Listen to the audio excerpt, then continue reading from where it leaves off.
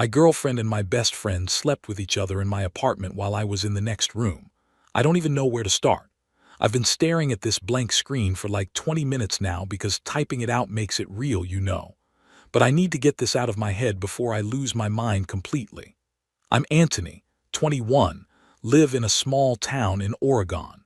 Work part-time at a warehouse while taking classes at community college.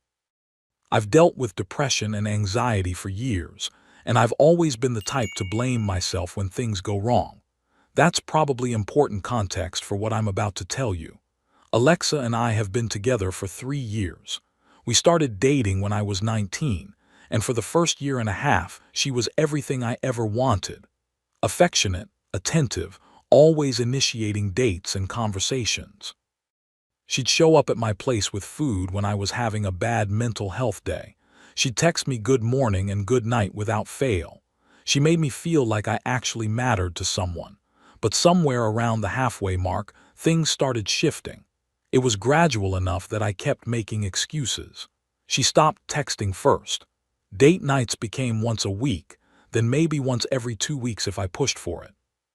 Physical intimacy basically disappeared. Every time I tried to bring it up, she'd say she was stressed with work, or tired, or just not in the mood. And I'd back off because the last thing I wanted was to be that controlling boyfriend who pressures his girlfriend. I figured it was me. My depression makes me exhausting to be around sometimes. I'm not exactly the most exciting person. So I told myself I needed to be more understanding, more patient, more grateful that she was even still with me. God, I was so stupid. My best friend Elliot and I go back to high school. We were the kind of friends who told each other everything, or at least I thought we were. Same friend group, same hangout spots, same sense of humor. When I started dating Alexa, he was happy for me. When I was going through rough patches, he'd check in. He was my brother in every way that mattered. His 22nd birthday was last Saturday. The plan was to throw a party at my apartment since I've got the biggest space and no roommates. About 20 people showed up, music was loud, drinks were flowing, normal stuff. Here's where I started noticing things that made my stomach twist. Alexa and Elliot were closer than I'd ever seen them. She was dancing with him and not in a casual way. He had his arms around her from behind at one point, spinning her around, and they were both laughing like they were in their own little world. When she went to get a drink, he followed. When he sat down, she sat next to him instead of next to me. I told myself I was being paranoid. They've known each other for years through me. They're friends. People get touchy when they're drinking. I didn't want to be the jealous boyfriend who makes a scene at his best friend's birthday party over nothing.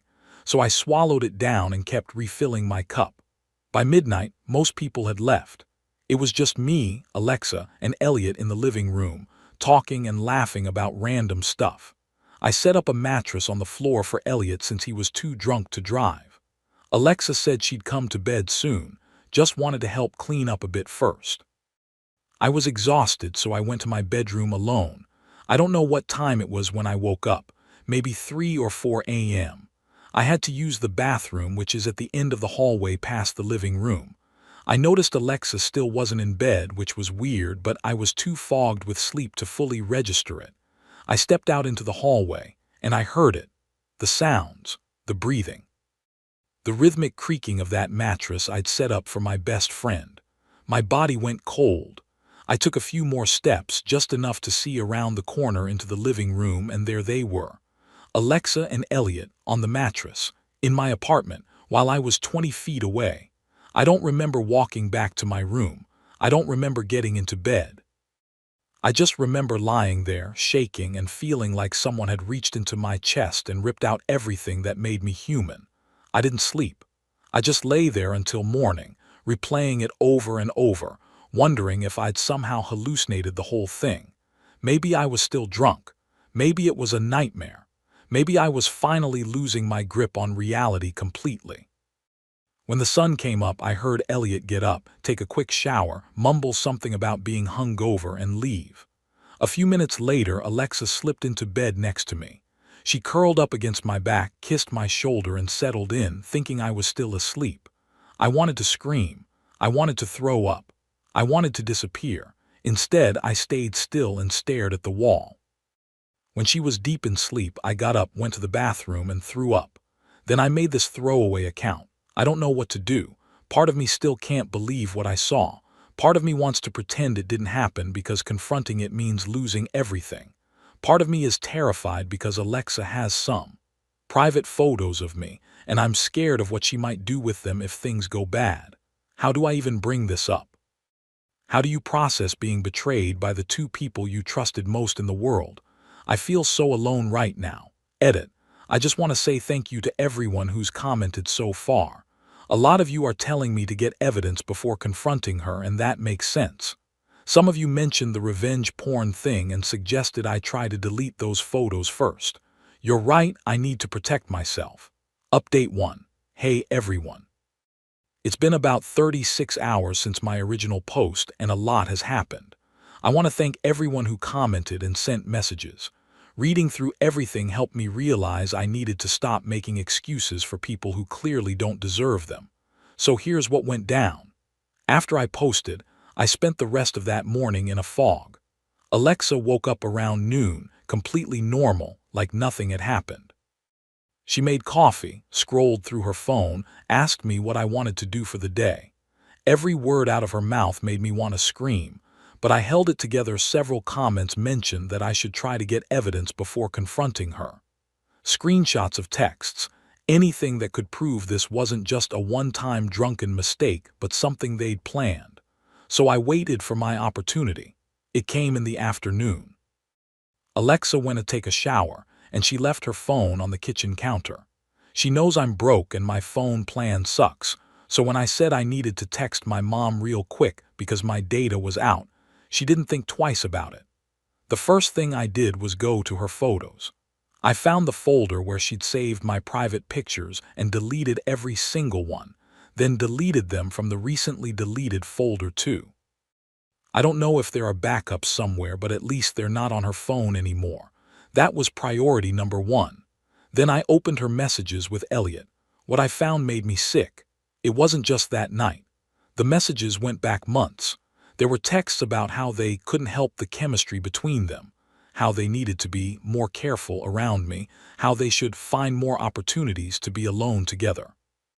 One message from Elliot said he couldn't stop thinking about her since that night at Marcus's place, which was a party we all attended back in July.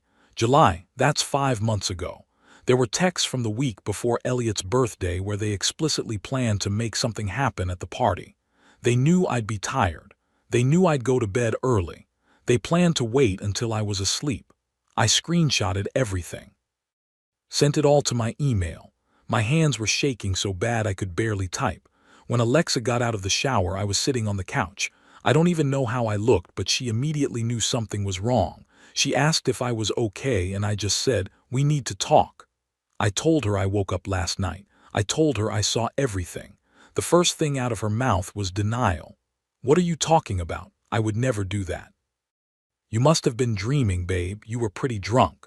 She said it with this confused, almost concerned expression, like I was the one who needed help. I said I had screenshots of her messages with Elliot. Then she tried a different angle. "Someone must have hacked my phone. Those messages aren't real. I don't know how that happened, but I would never." I just stared at her. I couldn't even respond to that. It was so absurd, so desperate. That's when the tears started. She sat down next to me, grabbed my hands, and the whole persona shifted.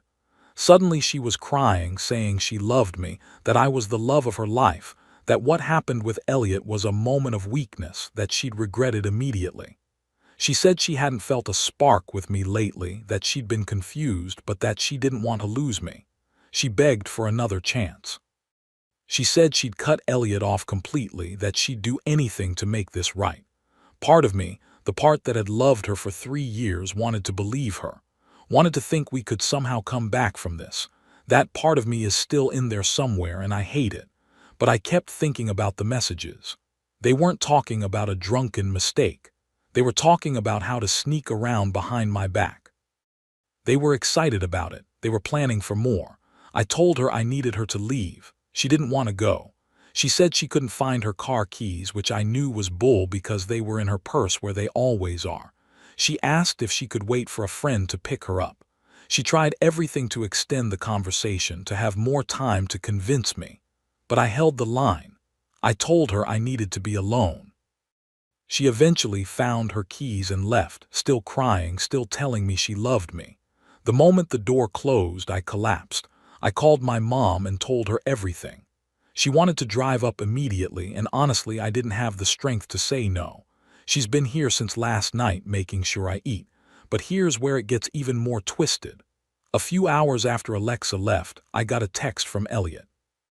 Not an apology for what he did to his best friend. No.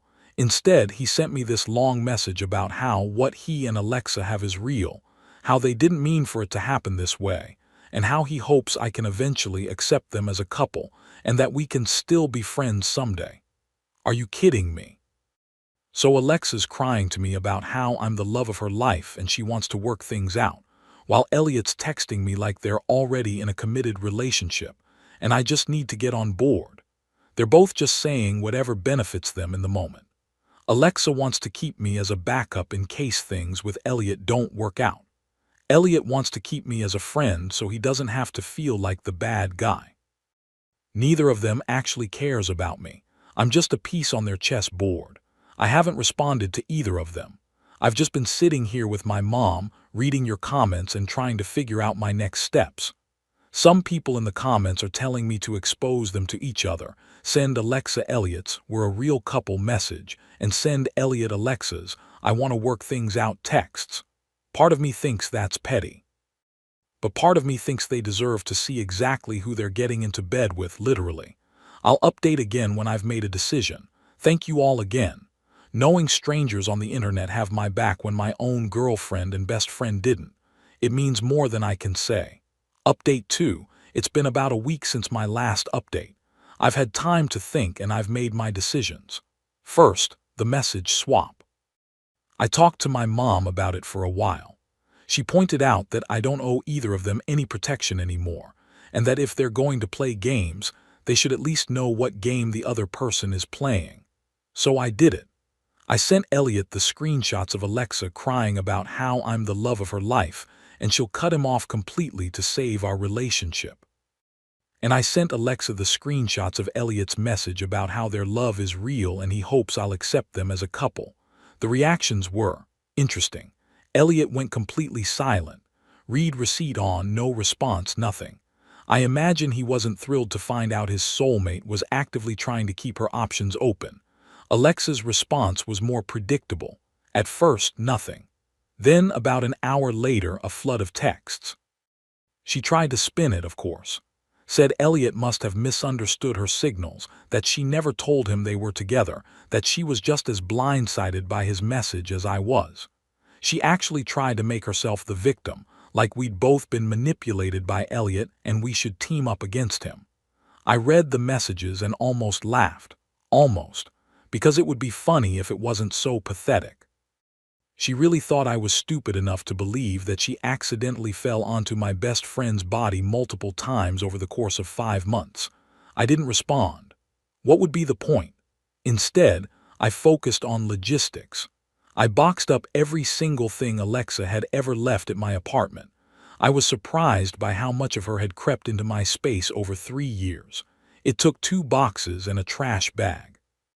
I sent her one final text. Your belongings are boxed and by my front door. If they're not collected within 3 days, I'm donating everything. Please don't contact me after this. Then I went through all our shared accounts. She was on my Netflix, which I removed her from. She'd been getting some mail delivered to my address, so I set up a redirect to have anything with her name returned to sender. I changed every password she might have known, enabled 2-factor authentication on everything. After I sent that last message, I blocked Alexa's number. Blocked her on Instagram, Facebook, Snapchat, everything. The only way she can contact me now is through email, and that's only there in case there's some legal issue that needs to be addressed. Elliot got the same treatment. Blocked everywhere. I didn't even give him a final message. He didn't deserve one. Now, about the friend group. I've known most of these people since high school. Elliot was the center of a lot of our social circle, and Alexa had integrated herself into it over the years. I knew things were going to get complicated once word got out. I talked to two of my closest friends from the group separately, Jake and Marcus. I kept it simple. Told them what happened, showed them enough evidence to prove I wasn't making it up, and said I wasn't asking anyone to pick sides, but that I wouldn't be attending any hangouts where Elliot or Alexa were present for the foreseeable future. Both of them were shocked. Jake literally said, "What the F?" about 4 times in a row. Marcus kept shaking his head like he couldn't process it. Neither of them had any idea, which makes me feel a little better. At least it wasn't like everyone knew except me. They both said they'd support whatever I needed. I told them I wasn't trying to start a war or make people choose. I just needed some space from the situation. They understood. Over the next few days, word spread. A few people reached out to check on me. A couple of others went quiet, which probably means they're trying to stay neutral. And apparently, a few people have started distancing themselves from Elliot and Alexa on their own. From what I've heard secondhand, the reaction in the group hasn't been great for them. Sleeping with your best friend's girlfriend in his own apartment while he's in the next room isn't exactly something that makes people trust you. Even if no one's explicitly taking sides, nobody's looking at them the same way either. As for me, I've been spending a lot of time with my mom and the friends who reached out. It's quiet. It's weird. I've been going to work, going to class, trying to maintain some normalcy. Some days are better than others. I've also started looking into therapy. My mom helped me find some options that work with my budget and schedule. I think I need to talk to someone professional about all of this, not just the cheating, but the way I let myself be treated. The patterns I don't want to repeat. One more thing. I sent a formal email to Alexa's personal account, explicitly requesting that she delete any and all intimate photos or videos of me that she might have. I stated that distribution of such materials without consent is illegal under Oregon law and that I would pursue legal action if necessary. If anything ever surfaces, I have documentation that I explicitly revoked consent. I don't know if she'll actually delete them, but I've done everything I can to protect myself, and I'm not going to let fear of what she might do control me anymore. Final update. Hey everyone. It's been about 3 months since everything went down, and I figured I owed you all a proper conclusion. The day Alexa came to get her stuff was harder than I expected. I'd planned it so I'd be at work, and my mom would be at my apartment just in case.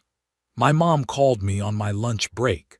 Apparently, Alexa had loaded everything into her car just fine, but then she came back to the door and rang the bell. When my mom answered, Alexa was standing there with tears streaming down her face, asking if she could please just talk to me for 5 minutes. My mom, bless her, didn't budge. She stood in the doorway, blocked the entrance, and told Alexa directly, "You've caused enough pain. It's time to go." Alexa kept trying. She said she just needed closure. She said she needed me to understand her side. She even tried to step forward like she was going to push past, but my mom held her ground. Eventually, Alexa gave up and went back to her car. I heard later from my mom that Alexa sat in her car for about 20 minutes before finally driving away. She could see her through the window, just sitting there, occasionally wiping her face. I'd be lying if I said I didn't feel anything.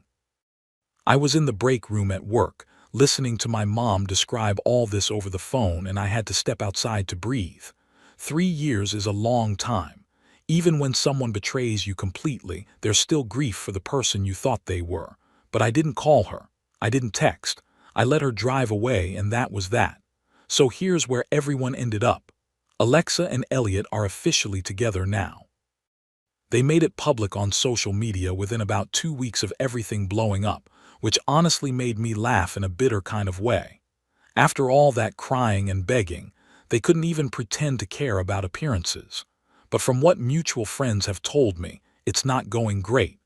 Apparently, Elliot's already been caught texting other girls in ways that Alexa doesn't appreciate. There have been public arguments at parties. Someone told me Alexa's been complaining that he's not as attentive as she expected, and that she's not sure she can trust him. I mean, no kidding. You started your relationship by cheating together. Trust isn't exactly the foundation you're working with. The friend group has more or less reorganized around the situation.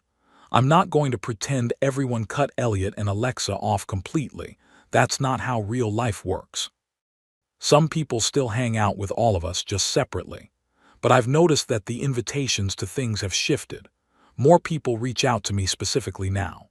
The group chats I'm in are different than they used to be. A few weeks ago, Marcus told me that Elliot complained at a party about how everyone's treating them like villains and that people should mind their own business. Apparently, he's not enjoying the social consequences as much as he enjoyed sneaking around behind my back. Wild how that works. As for me, I'm doing better. I started therapy about a month after everything happened. I found a guy who specializes in young adults dealing with self-esteem issues, and he's been incredible. We've been unpacking not just the cheating, but why I stayed for so long when things clearly weren't working. Why I blamed myself. Why I thought I deserved less than what I was getting. It turns out, my depression and anxiety had convinced me that being treated poorly was just what I should expect. That if someone was willing to be with me at all, I should be grateful, even if they made me miserable. My therapist called it a tolerance for mistreatment, and we've been working on building up my sense of what I actually deserve. I've also been investing more in the relationships that actually matter. My mom and I are closer than we've been in years. Jake and Marcus have been solid. We've been doing weekly game nights, just the three of us, which has been great for feeling less alone. My apartment feels like mine again. I rearranged the living room, bought some new plants. Got a better mattress, actually, because I couldn't stop associating the old one with what happened on it. Small changes, but they add up. I'm not dating anyone, and I'm not looking to. My therapist and I agreed that I should take time to work on myself before even thinking about getting into another relationship. I want to be in a healthier headspace first. I want to understand my worth well enough that I don't settle for someone who treats me like an option. Some days are still hard. I'll hear a song that reminds me of Alexa, or I'll see something that would have made Elliot laugh, and for a moment I miss them. Not who they actually are, but who I thought they were. The version of them I loved. But then I remember what they actually did, how they planned it. How they looked at me afterward like nothing had happened. How Alexa crawled into bed with me like nothing happened after being with him just minutes ago. And the missing feeling fades, replaced by something colder but cleaner. I'm not bitter anymore. At least I'm working on it. Holding on to anger is exhausting, and they're not worth my energy. They made their choices. Now they get to live with them, and I get to move on. To everyone who followed this story, who commented with advice, who sent supportive messages, thank you. Genuinely. When I made that first post, I was shattered. You all helped me see clearly when I couldn't trust my own eyes. This is my last update. The chapter's closed. Whatever comes next, I'm walking into it with my head up and my boundaries intact.